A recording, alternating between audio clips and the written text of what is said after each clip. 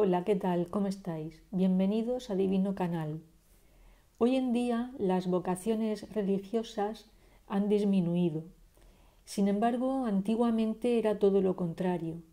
Era normal que en las familias numerosas, por lo menos, una de las hijas y uno de los varones se consagraran. Con esta decisión, los padres se aseguraban que alguien rezara por ellos. Además, era una acción positiva a los ojos de Dios. Y algo muy curioso es que en esta decisión no intervenía el futuro monje o monja. Otra candidata perfecta para entrar en un convento era si se trataba de una joven rebelde.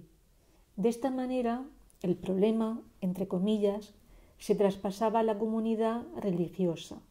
Pero la visión que se tenía en la época del padre que tomaba esa decisión era la de un padre ejemplar. Otras jóvenes que entraban en el convento lo hacían como la única manera que tenían para estudiar, ya que ese privilegio lo tenían los hombres. Otras lo hacían para escapar de matrimonios que no deseaban. Hoy en día, afortunadamente, quien ingresa en un convento lo hace por propia voluntad y sin otro interés nada más que el consagrar su vida a Dios. Son una minoría y quizás por ese motivo hay personas que las ven con extrañeza. En este vídeo vamos a conocer cómo viven las monjas en el interior de un convento. La jornada de las monjas empieza siempre muy temprano, a las 6 de la mañana, antes de que salga el sol.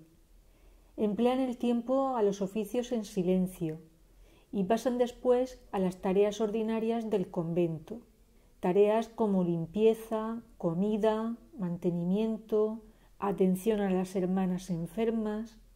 Después de la comida suele haber pequeños ratos de recreo y a continuación siguen con sus oficios.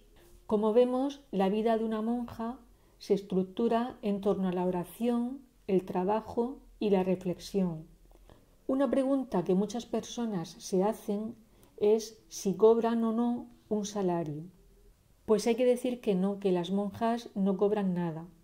Viven de su profesión como docentes o cuidando a ancianos en residencias o a enfermos en hospitales.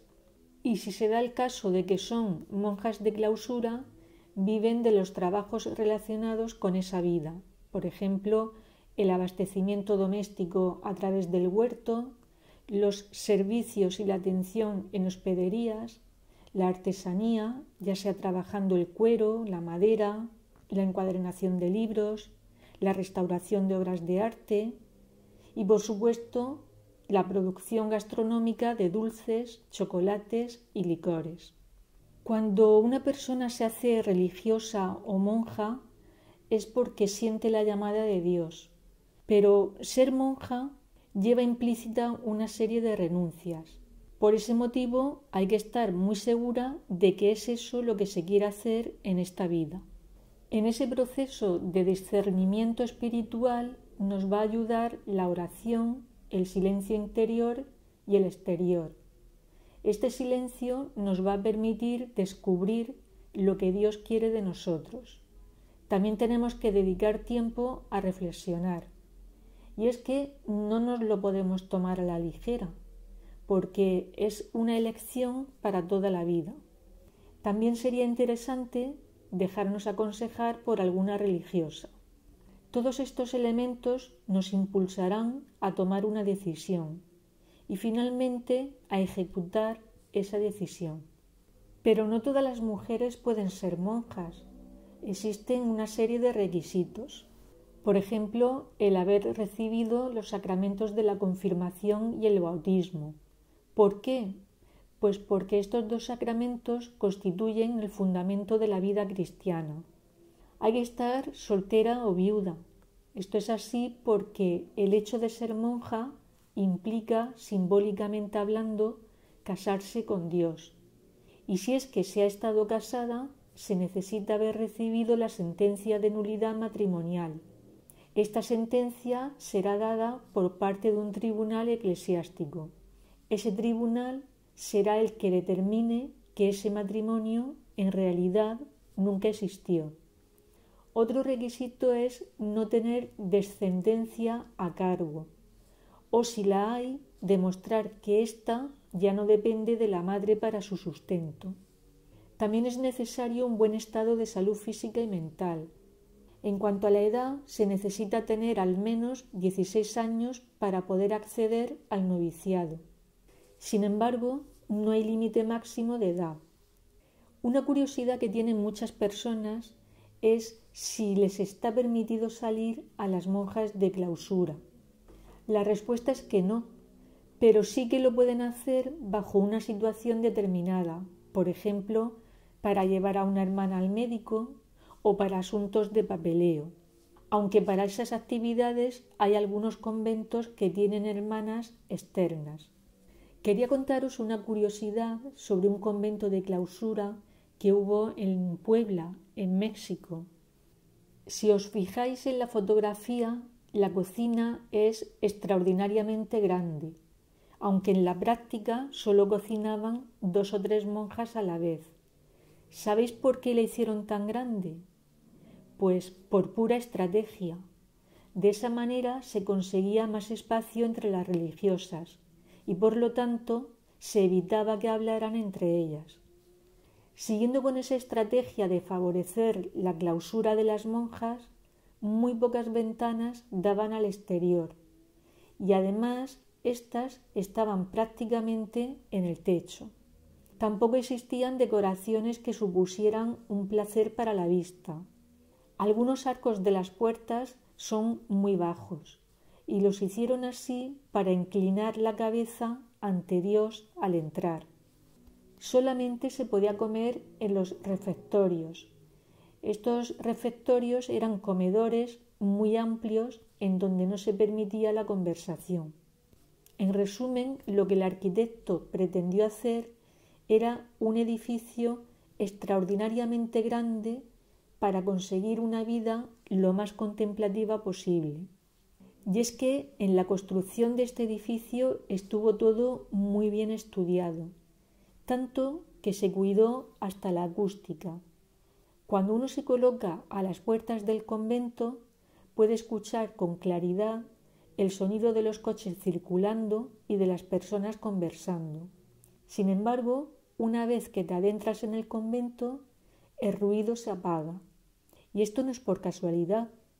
Esa parte del convento se diseñó para evitar que las monjas sufrieran distracciones.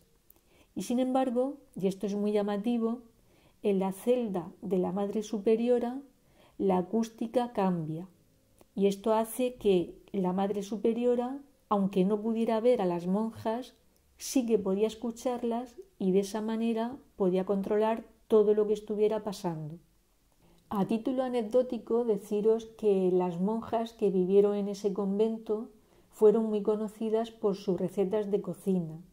Esto puede decirse que es habitual en los conventos, pero lo singular de este caso es que una de las normas era la práctica del ayuno. Entonces solo probaban su comida desde el borde de la cuchara y luego la enviaban a la mesa. Con el tiempo este convento pasó a cuartel militar, después a hospital para hombres con afecciones mentales y finalmente se convirtió en una vecindad con tendederos de ropa en sus patios. Eso fue así hasta mediados del siglo XX. El convento de Santa Rosa hoy en día es un museo de arte popular de Puebla. Desear ser monja no es desearlo y serlo. Para profesar como monja hay que pasar por una serie de etapas. La primera de ellas es el aspirantado. Es el momento en que se tiene un primer contacto con la comunidad religiosa. La segunda es el postulantado. En esta etapa se pasa a vivir en el convento. Es el momento de adaptarse a la vida religiosa y es el momento también de empezar a formarse. Y al mismo tiempo sirve para que la comunidad evalúe la vocación de la postulante. Luego está el noviciado. Son 2 años de estudio y preparación espiritual. En esta fase se empiezan a practicar los votos que tendrán que profesarse, que son pobreza, obediencia y castidad. En esta fase solamente se puede llamar una vez al mes a la familia. A continuación está la fase del juniorado, que es el momento en que se profesan esos votos para siempre, y se termina con la profesión solemne. Con ella se pone punto y final al proceso. Es el momento en que se recibe el anillo y se es esposa de Cristo. Y con esto pues terminamos el vídeo de hoy. Si os ha gustado le podéis dar al me gusta y suscribiros a Divino Canal. Hasta el próximo día.